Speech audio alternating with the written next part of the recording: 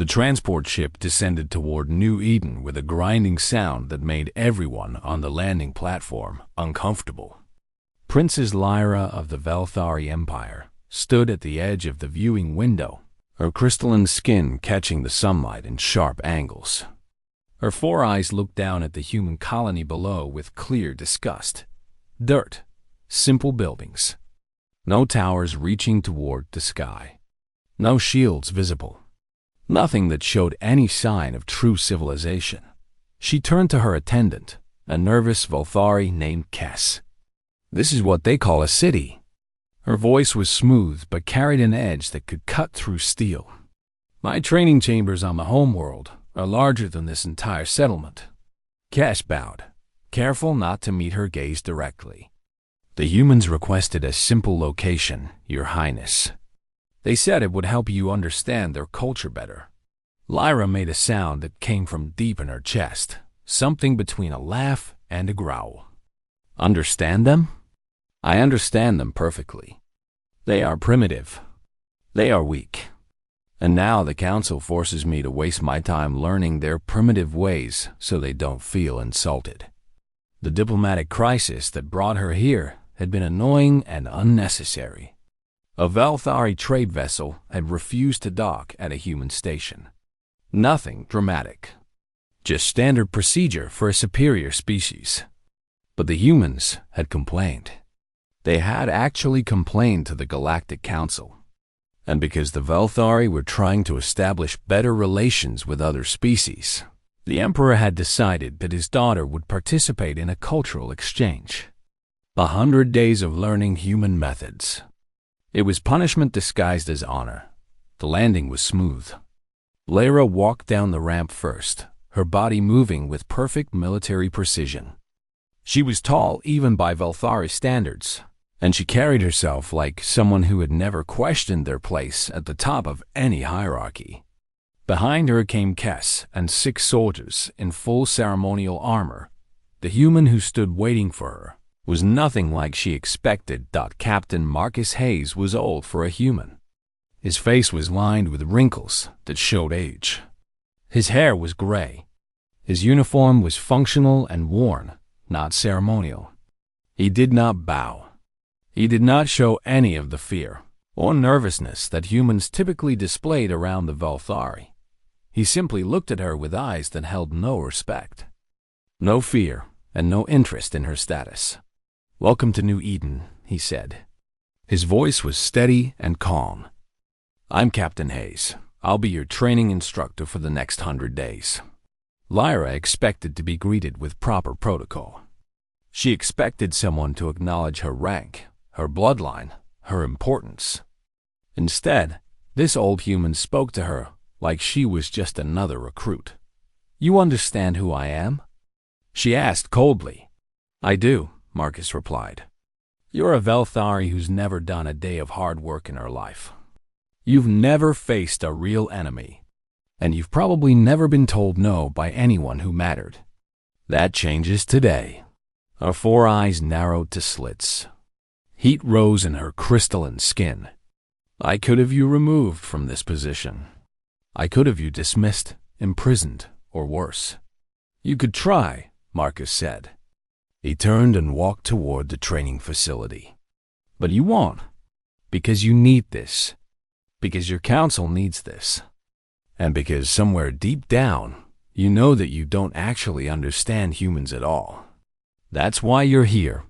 Lyra followed him, her soldiers trailing behind in confused silence. No one had ever spoken to her this way. No one had ever challenged her so directly and simply walked away. The training facility was large, but nothing special. Open ground. Obstacle courses made from simple materials. A building with multiple rooms for indoor exercises. Training dummies. Weapons racks. Nothing technological. Everything seemed designed for the basic, simple movements of lesser beings. Marcus showed her to a small room with a bed, a desk, and a small window. "This is where you'll sleep," he said. "Training starts before sunrise. Bring nothing but your uniform. Leave the royal attitude outside. Where is the luxury area? Lyra asked. Where are the enhanced accommodations appropriate for someone of my rank? You get the same room as everyone else, Marcus said. Same food. Same schedule. Same rules. That's how this works. Lyra felt her anger rising like a physical force. You will regret your tone, old human. Marcus looked at her with tired eyes that had seen things she probably couldn't imagine. No, I won't. Because I don't care about your rank. I care about what you're capable of. And right now, you're capable of very little. My job is to change that. He left her there. That night, Lyra did not sleep. She lay on the hard bed in the simple room and stared at the ceiling. Everything felt wrong. The gravity was slightly different from her home world. The air had a different smell. The sounds were strange. And that old human had shown her no respect, no fear, and no recognition of her status. She could have called for the warship. She could have demanded to be taken back home. But something stopped her. Some part of her that was curious despite her anger. Some part of her that wanted to prove to this human that she was superior in every way possible. She fell asleep near dawn with clenched fists. The alarm sounded an hour after sunrise. Lyra jumped to her feet and rushed outside, expecting some kind of emergency or attack. Instead, she found Captain Marcus standing with a group of human soldiers in exercise clothes. We run 5 kilometers, he said. We do it every morning. You start today. Lyra looked at the distance. 5 kilometers was nothing. She could cover that in minutes using her superior strength and speed. She began to run, easily passing the humans, heading toward the finish line with absolute confidence. She did not expect the ground to be uneven. She did not expect her advanced reflexes to be less useful when she was tired. She did not expect that running in Earth's gravity, breathing Earth's air, with her body still adjusting to the planet, would affect her performance so dramatically. She finished first, but barely. And she was breathing hard. Marcus handed her water. Tomorrow, you'll run farther. I could have gone faster, Lyra said. My strength was not fully engaged. No, Marcus said. You ran as fast as you could. You just discovered something important. You're not on your home world anymore. Your advantages don't mean as much here. That's lesson 1. Lyra wanted to argue. She wanted to use her strength to prove him wrong. But something in the way he spoke made her pause. The first day of training had just begun, and she had already learned that the old human was far more dangerous than she had first thought. Not because of weapons or physical strength, because he knew things about her that she did not know, about herself, and he had no intention of being polite about teaching her. 30 days had passed since Princess Lyra arrived on New Eden. Her muscles ached in ways she did not know were possible. Her pride ached worse. The daily routine never changed. Running before sunrise. Tactical exercises in the morning. Combat training in the afternoon. Survival scenarios in the evening. And through it all, Captain Marcus remained calm, pushing her harder with each passing day, never once acknowledging that she was improving. Lyra had learned many things in these 30 days. She learned that superior strength meant nothing when opponents moved in ways she could not predict. She learned that her advanced combat training, designed for fighting against species she had already studied, fell apart when facing human techniques she had never encountered. She learned that humans could endure pain longer than she thought possible. And she learned that no matter how hard she tried, she could not break Captain Marcus with words or threats. On day 15, Lyra had tried to use her authority to dismiss him. She had demanded new training, demanded luxury accommodations, demanded to speak to someone in higher authority. Marcus had simply looked at her and said, "No, now drop and do 50 push-ups."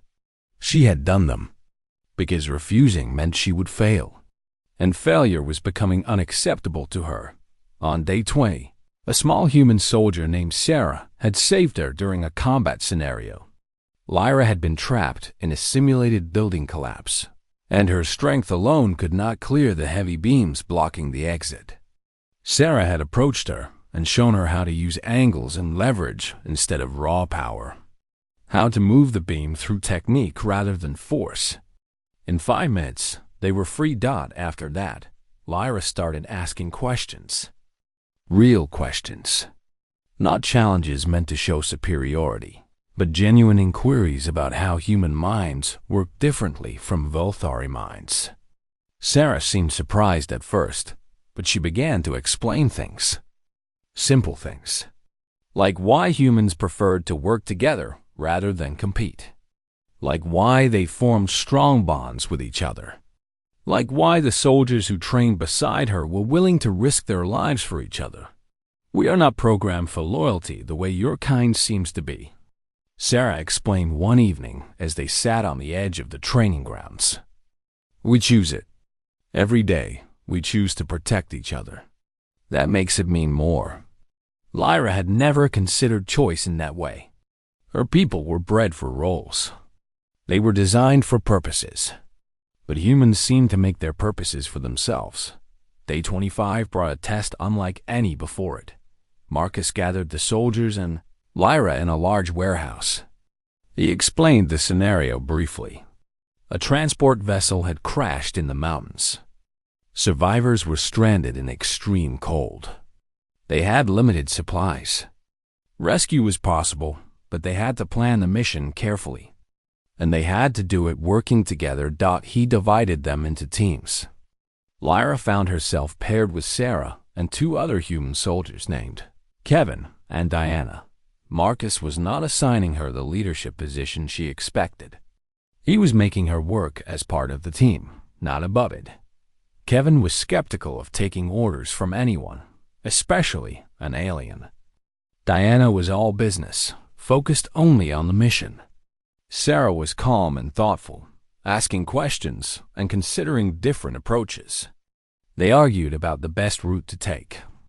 They debated about what supplies to bring.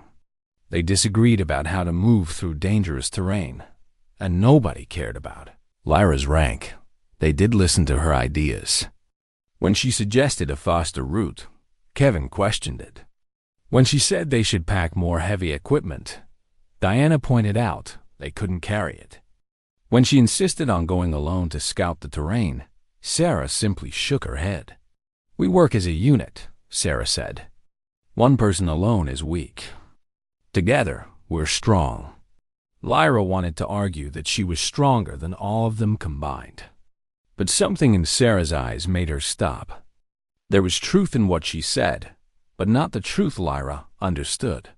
It was a different kind of truth. A kind that required vulnerability instead of strength.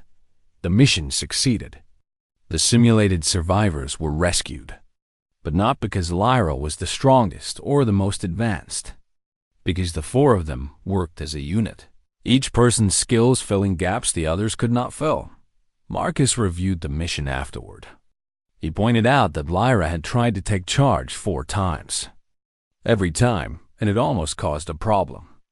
Every time, Sarah had redirected her back to working with the team instead of commanding it. You have to learn, Marcus said. That leading is not the same as being in charge. Lyra wanted to understand this. She genuinely wanted to understand. Explain, she said. Leadership means making sure your people succeed, Marcus continued. It means serving them, not ruling them. It means being willing to follow someone else's idea if it's better. That's human leadership. That's what makes humans dangerous to empires like yours. We have leaders who serve, Lyra protested. The Emperor serves the Volthari people, does he? Marcus asked. Or do your people serve him? Lyra had no answer. That night, she sat alone in her room and thought about everything that had happened. For the first time since arriving on New Eden, she did not feel superior. She felt confused. She felt ignorant. She felt like she was missing something fundamental about the way the universe actually worked. On day 28, Marcus gave her a new assignment. She would spend the next 2 days with the civilian medical team on the colony. She would work with them, help them, learn what they did. No combat training. No tactical exercises. Just learning what humans valued when they were not preparing for war. The medical facility was small but efficient. Doctors and nurses worked constantly, treating injuries, managing illness, caring for the elderly. Lara watched as they spent hours with patients who could not pay them. She watched as they fought to save someone who would never contribute to society again. She watched as they treated a human child with the same intensity and care they gave to a military commander. One elderly human woman asked Lyra why she was there. Lyra explained the training program. The old woman smiled. "Ah," she said. "So they're teaching you what matters. Not power, not conquest, not dominance." She reached out with a shaky hand and touched Lyra's crystalline skin. "They're teaching you that life matters, that suffering matters, that protecting others matters more than any empire." Lyra did not move away. At the end of day 30, Marcus asked her a simple question. "Are you starting to understand?" Lyra considered lying. She considered defending her pride. Instead, she said, "I am beginning to understand that I have understood very little." Marcus nodded. "That's the breakthrough. That's when real learning starts." She was still the strongest being in the colony. She was still of royal blood. She was still superior in countless ways. But for the first time in her life, Lyra understood that strength alone meant nothing. And that realization shook something deep inside her. The combat exercise began like all the others. A simulated crisis. A team of soldiers. A dangerous scenario to survive. But this time, something different happened. During the exercise, one of the soldiers was trapped under a collapsed structure. The situation was designed to be unsolvable without sacrifice. Someone would have to stay behind to hold the structure up while the others escaped. Someone would have to give their life to save the group.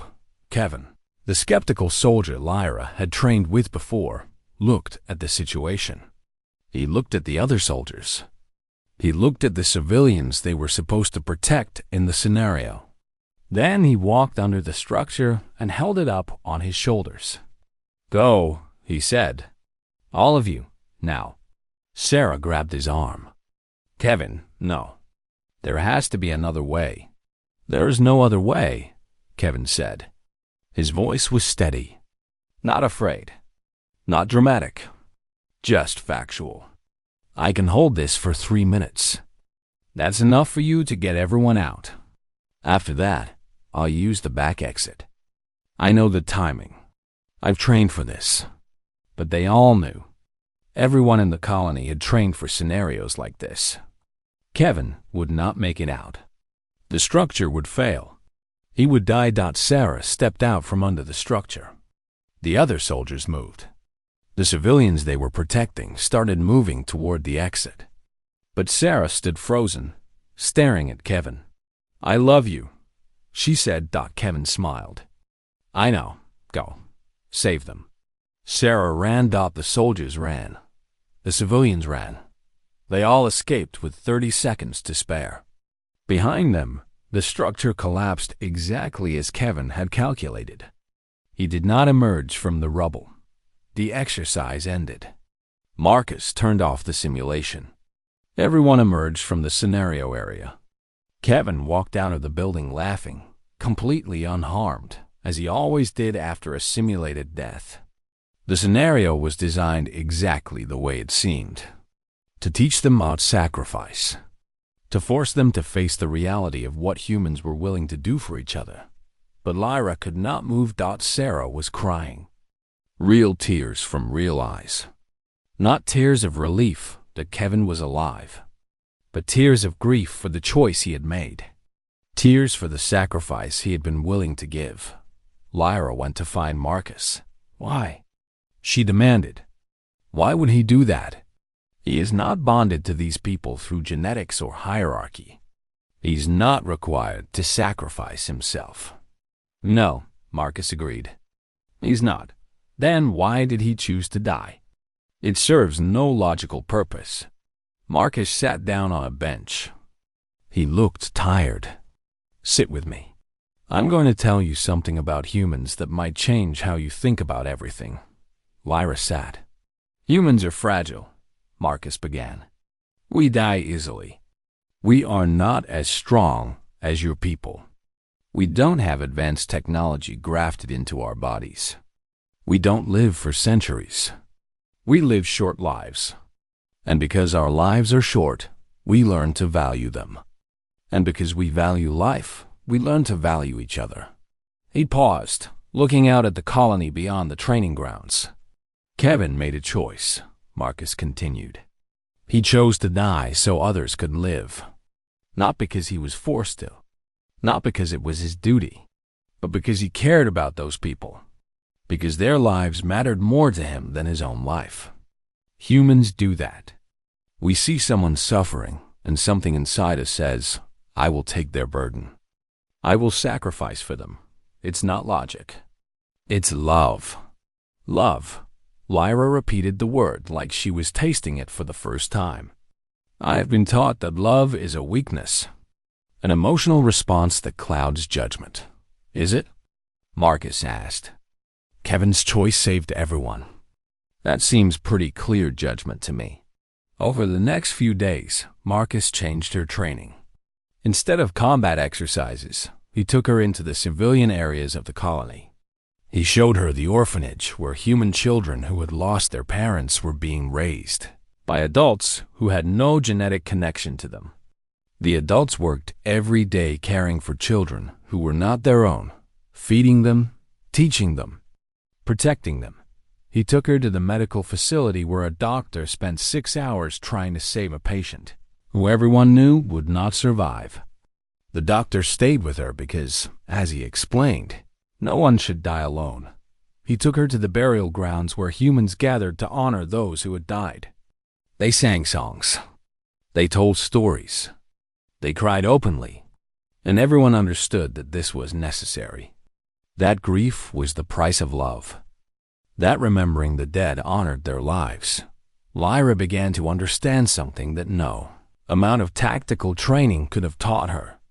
Humans were not weak because they could feel pain. They were strong because they felt it and kept going anyway. They were not illogical because they cared for each other. They were brilliant because that care made them capable of incredible things. On day 50, there was a major crisis in a nearby colony. A disease had broken out. The medical team was overwhelmed. Marcus asked for volunteers to help. Lyra volunteered immediately. They took a transport to the colony. The situation was worse than she had expected. Humans of all ages were sick. Children were suffering. The medical staff was exhausted. Supplies were running low. Lyra worked for 18 hours without stopping. She carried supplies. She helped move patients. She held the hand of a dying child because the child was afraid and needed comfort. The child called her a monster at first because she looked so different. But Lyra did not leave. She stayed until the child fell asleep. By the end of the first day, Lyra understood that her strength meant nothing here. Her royal bloodline meant nothing. Her advanced training meant nothing. What mattered was that she was willing to work. That she was willing to help. That she cared whether these people lived or died. A young girl, maybe 10 years old, recovered because Lyra stayed with her through the worst of the fever, kept her cool, gave her water, and refused to let her give up even when she wanted to. When the crisis ended 3 days later, the girl hugged Lyra and said, "Thank you for saving me." Lyra held her and realized something had changed inside her. She was not the same being who had arrived on New Eden 50 days ago. Marcus waited for her when she returned. He did not say anything. He did not need to. He simply looked at her with recognition, like she had finally started to understand something true. "What happens now?" Lyra asked. "Now you keep learning," Marcus said, "because the most important lessons are just beginning." Lyra nodded. She was ready. For the first time in her life, she was truly ready to learn what it meant to be more than powerful. It meant being brave enough to care. The message came on day 75. Kes, Lyra's attendant, arrived with urgent news from the Veltharian Empire. The communication was brief and official. A rogue military faction had attacked a neutral colony at the edge of Velthari space. The attack was devastating. Thousands were dead. The council wanted Lyra to return home immediately to address the incident. Marcus watched as Lyra read the message. Her face remained calm, but he could see the shock in her eyes. The blood in her crystalline skin shifted color, something that happened when Velthari were stressed. "What happened?" Marcus asked. "A colony was attacked," Lyra said. "They want me to return. They will expect me to support military retaliation, to demand the destruction of those responsible." "What do you want to do?" Lyra looked at him. "I don't know. I need more information." Marcus helped her access the colony records. What they found was disturbing. The colony that was attacked had been harboring human refugees. Refugees from a Velthari mining operation where conditions were lethal. Humans were being worked to death. Those who could escape had fled to this neutral colony. The rogue faction that attacked had called themselves the Velthari Preservation Society. They believed that allowing humans to escape was a betrayal of Velthari strength. They had attacked to punish the colony for granting asylum to human refugees. Thousands of humans had died in the attack, along with hundreds of other species who lived on that colony. Lyra felt something break inside her. She had spent the last 75 days learning to care for people. She had held dying humans in her arms. She had mourned with them. She had fought to save them. And now, her own people had slaughtered thousands of them for the crime of giving them sanctuary. She called her father, the Emperor. The communication took 3 hours to establish through the cosmic relay system. When his face appeared, he looked disappointed in her. "You will return immediately," he said. "You will address the council. You will support the necessary response." "What response are you planning?" Lyra asked. "Military occupation of the neutral sector," her father replied. "Complete seizure of the colony's assets, and the execution of the officials who allowed humans to remain there." Lyra felt her anger rising. "Father, the humans were refugees. They were fleeing death." "They are vermin," her father said coldly. "They are useful for labor, nothing more. They have no place on a neutral colony. The officials who protected them made a choice against our interests." "They made a choice to be merciful," Lyra said. "They chose to save lives. That is not a crime." Her father's expression hardened. "Your training has made you weak, daughter. You will return. You will regain your strength. And you will support your people." He ended the communication. Lyra sat alone in the communication room and felt the weight of an impossible choice crushing down on her. Sarah found her there an hour later. She did not ask questions. She simply sat beside her. "What happened?" Sarah asked. Lyra told her. Sarah listened without interrupting. When the story was finished, she was quiet for a long time. "What will you do?" Sarah finally asked. "I don't know," Lyra said. "My father expects me to return. My people expect me to defend them. But the humans in that colony were innocent, and my people murdered them." "Yes," Sarah said. "They did. How can I choose between my people and what is right?" Lyra's voice broke. Sarah reached out and took her hand. "You choose what is right, because being human, being part of any civilization that matters, means choosing what is right even when it costs you everything." Marcus came to her that evening. He brought evidence of what had happened in the mining operation. Videos of human workers being pushed until they collapsed. Records of deaths. Documentation of the profits the Velthari Empire made from their suffering. Your people chose this, Marcus said simply. They chose profit over lives. The humans on that colony chose to save those lives. Your people murdered those humans for that choice.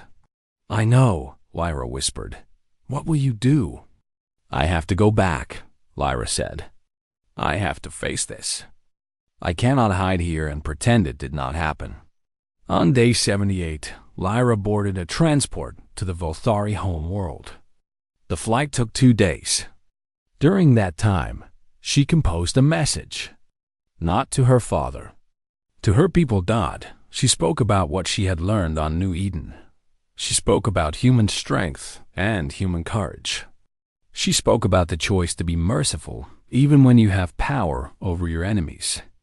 She spoke about Kevin, about Sarah, about the child she had saved during the medical crisis Dodd. She spoke about the mining operation. She gave specific names, specific dates, specific numbers. She showed the evidence of exploitation and death, and she made a statement. I will not support military retaliation. I will not defend the actions of those who murdered innocent beings. I will not be silent about the crimes of my own people. If you call me traitor for this, I accept that name. But I will not compromise. The message was broadcast across the Empire before she even landed. The response was immediate and dramatic. The Council demanded her return for questioning. Some military factions called for her arrest for treason, but others supported her. Military officers who had seen the evidence. Council members who had been uncomfortable with the mining operation. Younger Velthari who had grown up seeing humans as more than simple labor. When Lyra landed at the royal palace, she was not arrested. Instead, she was surrounded by supporters and enemies both. The Empire was fracturing. Not into war, but into genuine argument about what the Velthari should be. Her father met her in the throne room. You have shamed our family, he said. No, Lyra replied. I have honored it. I have chosen to do what is right instead of what is convenient. That is true honor. You will be exiled, her father said. Then I accept exile, Lyra said. Because some things matter more than empire. Some things matter more than family. Some things matter more than power. Humans taught me that, and I will spend the rest of my life proving them right.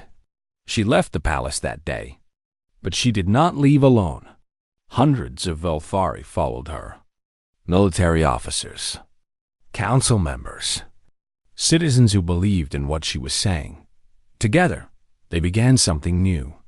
Not a rebellion, but a movement for a different kind of Velthari civilization. One based on cooperation instead of domination. One based on protecting life instead of exploiting it. Day 78 changed everything. The galaxy would never be quite the same again. The warship appeared in orbit above New Eden on day 97. It was a military vessel. A statement. A threat. A message that the Velthari Empire was not pleased with what Lyra was doing. The colony went into alert status. Defensive shields came online. Military personnel moved to battle stations. Everyone prepared for conflict. But Lyra was not afraid. She stood on the observation platform and looked up at the warship. Inside her mind, she was calculating, analyzing, understanding. She could feel Marcus standing beside her without looking. They will demand your return, Marcus said. I know. Lyra replied. They might attack if you refuse. I know that too. We can defend ourselves, Marcus continued. The humans here are ready to fight. We have weapons. We have trained soldiers. We could hold them off long enough for evacuation. Lyra shook her head. No, that is not the answer. That is thinking like they do. War because someone disagrees. Violence because words failed. That is not what I learned here. She opened a communication channel to the warship. The commander appeared on the screen. He was Velthari, high-ranking, and his expression was hardened with anger. "Return to the Empire immediately," he commanded. "You are ordered to come aboard this vessel." "No," Lyra said simply. The commander's skin shifted color with rage. "You refuse a direct order from military command?" "I do. Because I refuse to be part of a system that exploits and murders innocent beings. I refuse to be part of an empire that measures its strength by how many weaker species it can dominate. I refuse to live that way anymore." "You are a traitor," the commander said. "Perhaps, or perhaps I am the first true Velthari to understand what strength really means." Lyra leaned forward. "But I am not going to fight you. I am going to show you something instead. I am going to show you that humans are not the weak, disposable species you have always believed them to be. And I am going to prove that cooperation is stronger than conquest." She cut the transmission and turned to Marcus. "Gather everyone. I want the entire colony assembled. I want them to see this." Within an hour, 500 humans stood in the central plaza of New Eden. Soldiers and civilians both. Children and elderly. Everyone gathered to look up at the warship in the sky. Lyra stood before them. Her crystalline skin caught the sunlight. Her 4 eyes looked at each face. Then she addressed not the warship, but the humans in front of her. 100 days ago, I arrived in your colony believing you were primitive, weak, unworthy of respect. I was wrong, and I want to tell you why." She began to speak. Her voice was steady and powerful, and it carried through the communication system to the warship above, to all the other stations nearby. To anyone listening across the sector. She spoke about Kevin, who chose to die so others could live. She spoke about Sarah and her compassion. She spoke about the doctors who spent hours trying to save lives that would never produce profit. She spoke about the child she had held, while fever burned through their body. She spoke about humans choosing mercy when they had power, choosing cooperation when they could have dominated, choosing to protect even those they didn't know, even those who couldn't pay them, even those who couldn't help them in return. For millions of years, the Velthari have measured strength by military power and technological advancement, Lyra said. But you are measuring strength wrong. True strength is the choice to be merciful when you have power. True strength is protecting those weaker than you. True strength is caring for others, even when it costs you. She turned to look at the warship directly. And humans have these strengths in abundance. Your empire fears humans not because we lack in technology, but because we understand something you have forgotten. We understand that civilization means more than dominance. We understand that a species that destroys its vulnerable members is not strong. It is sick. The communication channel from the warship opened. The commander was gone. Instead, another Velthari appeared, younger, with eyes that held something different from the hardened military stance. "Princess Lyra, this is Captain Devon. I am the second officer of this vessel. Many of us agree with you. We are tired of the way our empire operates. But we cannot simply refuse orders. We have been trained to obey." "Then come down," Lyra said. "Leave the service. Join us. Help build something different." There was silence. Then the captain said, "We will require time to think." "You have as long as you need," Lyra said. "But know this. We will not fight you. We will not use weapons. We will only show you that there is a better way." The warship moved away from New Eden. It did not attack. It simply waited, maintaining orbit at a distance. Over the next 3 days, things changed rapidly. The movement that had started with Lyra's broadcast grew. Military vessels throughout Velthari space began questioning their orders. More and more Velthari began recognizing that what Lyra was saying was true. On day 100, the 100-day training period was officially complete. Marcus found Lyra standing where it had all begun, at the edge of the colony where she first landed. She was different now, not in how she looked, but in everything else. What happens now? Marcus asked. Now I stay, Lyra said. The council has formally exiled me from the Empire. My father calls me traitor. But millions of Velthari are listening. Millions are wondering if there is a better way. And there is, Marcus said. Yes, because humans have already found it. Or at least, you are looking for it every day. You try to be better. You make mistakes. But you keep trying. That is what the universe needs more of. Over the next weeks, the first human Velthari Joint Academy was established on New Eden. It trained both species together in cooperation, compassion, and the principles of a civilization built on protecting life instead of dominating it. Lyra and Marcus worked side by side, teaching, learning, building something that had never existed before.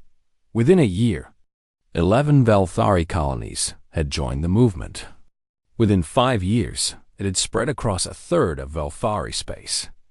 The old emperor passed power to a new generation of leaders who believed in cooperation instead of conquest. The galaxy changed not overnight. Not easily. But it changed because a princess trained with a human for 100 days and learned that real strength was not power. Real strength was the courage to care. On the anniversary of her arrival, Lyra stood in the Academy graduation ceremony and watched the first group of mixed human and Velthari students complete their training. They had learned together, trained together, become something new together. Sarah stood beside her. They had become genuine friends. The distance between their species had not mattered because they had found something more important. Connection, understanding, purpose. Do you think it will last? Sarah asked. Lyra looked at the students. Humans and Velthari standing together, laughing together, supporting each other. Yes, Lyra said, because now there are thousands of us who know what strength really means. And we will teach that to everyone who comes after. Marcus approached them and smiled. The old trainer who had changed the galaxy by teaching a princess that weakness and strength were not what she had always believed them to be. Come on, he said. There is more training to be done. There is always more strength to build. Lyra followed him, and the 100 days of training that changed the galaxy became the foundation for a new era. An era where power served compassion instead of the other way around. An era where all species learned that the greatest strength was not in the weapons you carried, but in the lives you saved and the connections you made.